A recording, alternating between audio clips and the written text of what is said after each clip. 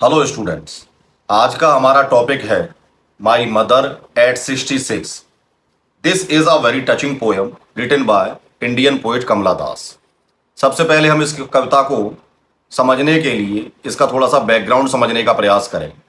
इसमें जो पोइटेस है वह अपने गांव माँ से मिलने के लिए गई है और वहां से वह वापस हो रही है शहर के लिए। तो सबसे पहले हम पहली लाइन को पढ़ेंगे और उसे समझने का प्रयास करेंगे। Driving from my parents home to Kochi last Friday morning. अपनी माँ के घर से कोचीन एयरपोर्ट के लिए फ्राइडे मॉर्निंग को पोइटेस है वह जा रही है। Both are in a car.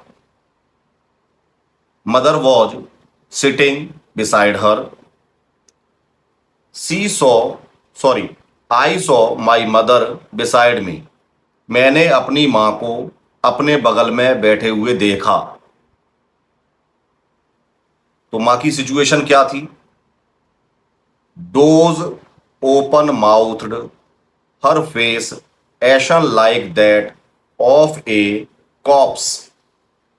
तो यहां वो मां का जो फिजिकल एपियरेंस है उसको दिखाने का प्रयास कर रही है। वो कह रही है कि मां गाड़ी में बैठे बैठे सो गई है। डोज डोज का मतलब होता है लाइट स्लीप, माने Ongna. Open mouth, open mouthed means मुंह खुला हुआ है, मुंह उसका फटा हुआ है। हर फेस एसन लाइक दैट। एशन एशन माने होती है राख।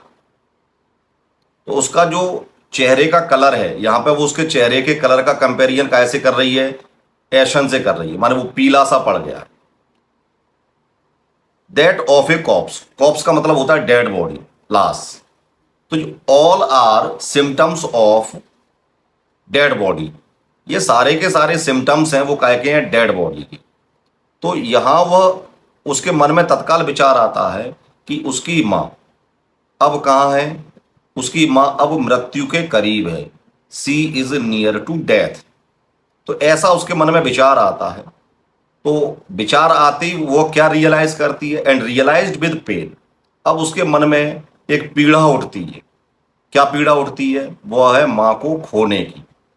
और मां को खोने की पीड़ा चाहे बचपन में हो चाहे किसी भी अवस्था में हो, वो बहुत ही दर्दनाक होती है। तो यहां पे वो कह रही है कि कॉप्स रियलाइज्ड विद पेन। अब यहां पे थोड़ी सी हम एक चीज और समझेंगे। जैसे यहां पे ये कंपैरिजन किया गया है, ashen like that of a corpse. तो जहां पर भी अगर लाइक और एज लग जाता है, वहां पर आपका जो अलंकार है, फिगर ऑफ स्पीच है, वह आपका होगा सिमिली। तो यहां पर मां की जो कंपैरिजन है वो कैसे कर दी है? कॉप्स से कर दी है, माने लाश से कर दी है। माने उसको ऐसा दिख रहा है कि मां है वो मुर्दे के समान दिख रही है उसको। तो यहाँ पे लाइक लगा के कंपैरिजन किया गया है, माँ का कंपैरिजन कॉप्स से कर दिया है। उसका चेहरा है वो एशन लाइक हो गया है, माने उसका जो कलर है वो पीला हो गया है। That she was as old as she looked. और वो बहुत बूढ़ी है। She was as old as she looked. Looked माने देखना, वो जितना दिख रही है उतनी बूढ़ी है। तो इस तरीके से वह अपनी मां की बढ़ती हुई जो उम्र है, जो कि मृत्यु की तरफ जा रही है ना, तो उसका कंपैरिजन किससे कर रही है? वो कॉप से कर रही है। और इस बात को सोच के that she is about to lose her mother, वो अपनी मां को खोने वाली है ना। तो ऐसा सोच के उसके मन में पीड़ा आ रही है ना। But soon put that thought away. यहां इतनी लाइन का मतलब क्या निकलेगा? But soon put that thought away. इसका मतलब यह निकलेगा कि वह उसके मन में जो नेगेटिव थॉट्स आ रहे हैं, to drive out that negative thoughts. Drive out means होता है अपने मन से निकालने के लिए या उनसे मुक्ति पाने के लिए। वो क्या करती है? वह कार से बाहर देखती है। तो यहां पे इतने ही लाइन का मतलब समझ में आ गया। But soon put that thought away and looked out.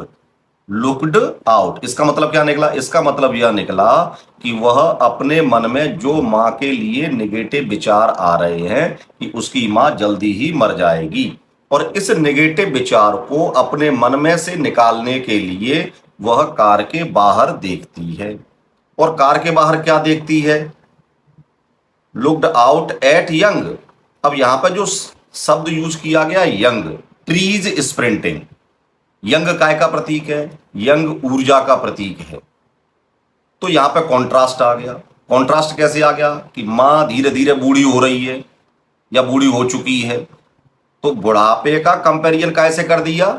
Young age से। तो यहां पे कॉन्ट्रास्ट आ गया। ट्रीज स्प्रिंटिंग, तो युवावस्था एक एक तो प्रतीक काय की है? युवावस्था जो प्रतीक होती है वो ऊर्जा की होती है, एनर्जी की, है ना। बुढ़ापा के अंदर जो होता है वो ऊर्जा कम हो जाती है या ऊर्जा बिल्कुल टोटली खत्म हो जाती है ना। तो trees sprinting, Mary children spilling out of their Holmes. अब यहां पे ये लाइन आ गई, इसको समझने का प्रयास करें।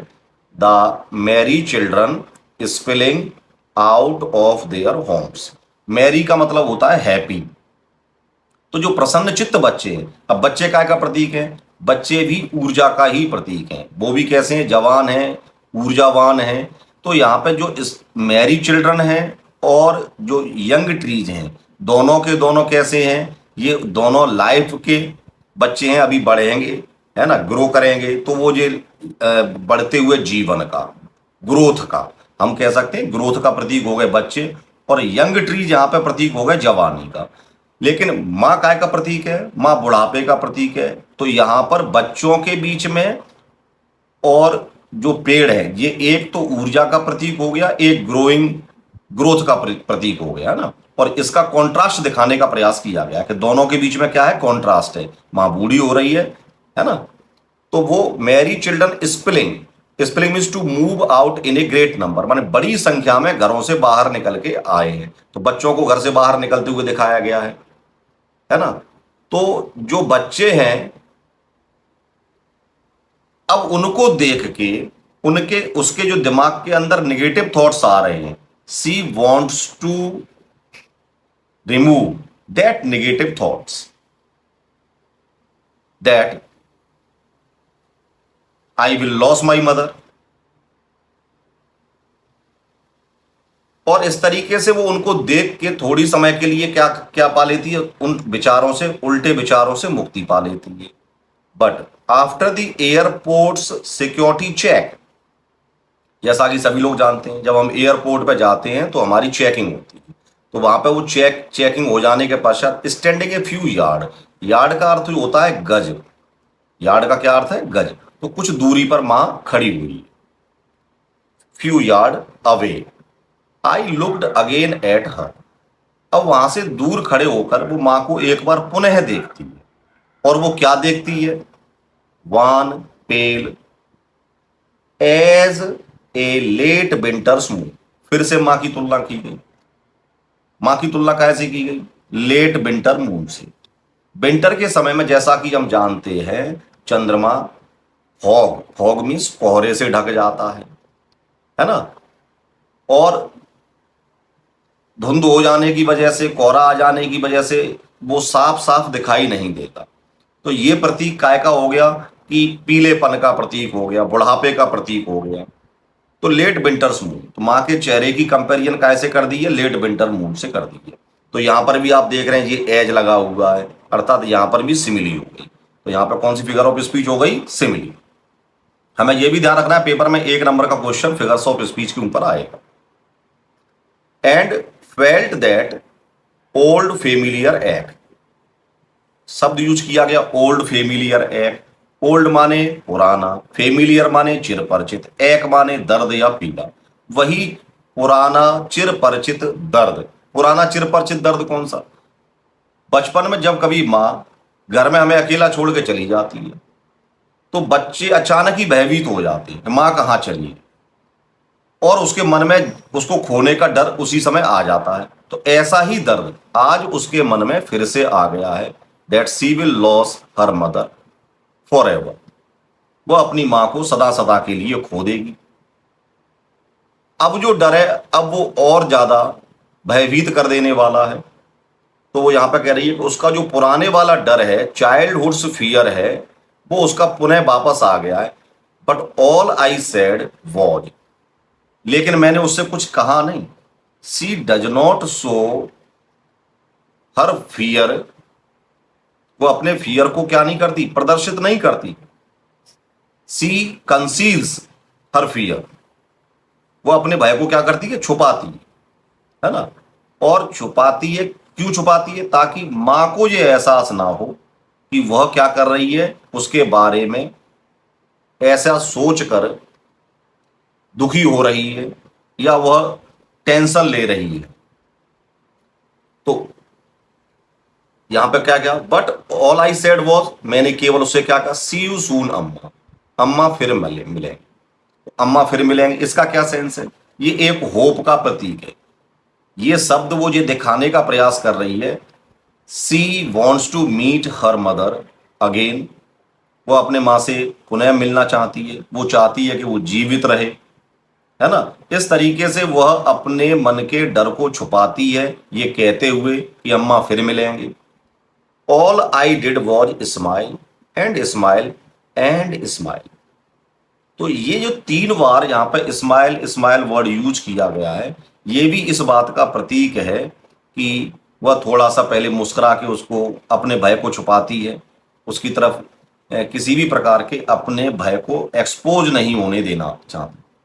तो इस तरीके से वह यहाँ पर ये बताने का प्रयास कर रही है कि माँ को खोने का जो डर होता है वो क्या होता है। तो यहाँ पर किन किन चीजों को दिखाने का प्रयास किया गया, पहली बार माँ और बेटी के जो भावनात्मक रिश्ता है उसको दिखाने का, माँ के साथ किसी भी बच्चे का रिश्ता होता है वो इसी प्रकार का भावनात्मक रिश्ता होता है। तो यहाँ पर इमोशंस को दिखाया गया कि माँ को खोने का डर क्या होता है ना। और दूसरी चीज एक यूनिवर्सल ट्रूथ दिखाया गया। वो यूनिवर्सल ट्रूथ कौन सा है कि नो वन इज इमोर्टल, कोई भी इस दुनिया में इमोर्टल नहीं है, all are mortal, all have to die, सबको मरना है ना। ये बात सबको पता होती है कि सबको मरना है। तो इसमें जो उसकी बढ़ती हुई उम्र है उसको दिखाया गया कि जो बढ़ती हुई उम्र है, और उसका कंपेरिजन किससे करके दिखाया गया, स्प्रिंटिंग ट्रीज से। इसमें लिखा है ना शब्द यहाँ पे, ये वाला ट्रीज स्प्रिंटिंग। अगर यहां तुमसे कोई व्यक्ति पूछे कि ये ट्रीज स्प्रिंटिंग में कौन सा फिगर ऑफ स्पीच है, तो आपको बताना है पर्सोनिफिकेशन। अब यहां पे पर्सोनिफिकेशन क्यों बताना है, पर्सोनिफिकेशन इसलिए बताना है क्योंकि जब भी कभी नॉन ह्यूमन जो भी चीजें होती हैं, नॉन ह्यूमन ऑब्जेक्ट्स होते हैं, अगर हम उनको ह्यूमन एट्रीब्यूट्स प्रदान कर देते हैं, मानवीय गुण प्रदान कर देते हैं, तो वहां पर जो अलंकार होता है वह होता है पर्सोनिफिकेशन। तो यहाँ पे जो ट्रीज स्प्रिंटिंग शब्द दिया गया है, इसके अंदर जो आपका अलंकार है वह है पर्सोनिफिकेशन। स्प्रिंटिंग ट्रीज जो वर्ड कविता में दिया हुआ है उसका शाब्दिक अर्थ है दौड़ लगाते हुए पेड़। कवित्री जब कार में से बाहर देखती है तो उसको पेड़ पीछे की तरफ दौड़ लगाते हुए नजर आते हैं, लेकिन इसका जो यहाँ पर वास्तविक अर्थ है वह है तेज गति से निकलती हुई उम्र, मां तेज गति से बूढ़ी हो रही है।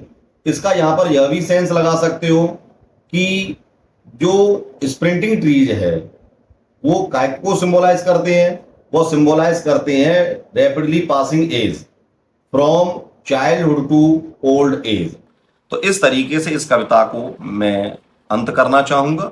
इस कविता में लास्ट में ये दिखाने का प्रयास किया कि वो अपनी मां से अलग होना नहीं चाहती है, वह चाहती है कि वह उससे दोबारा मिले, जब वो गांव आए तो उसकी मां उसे पुनः जीवित मिले, ये वो उसकी डिजायर है। Okay, see you then.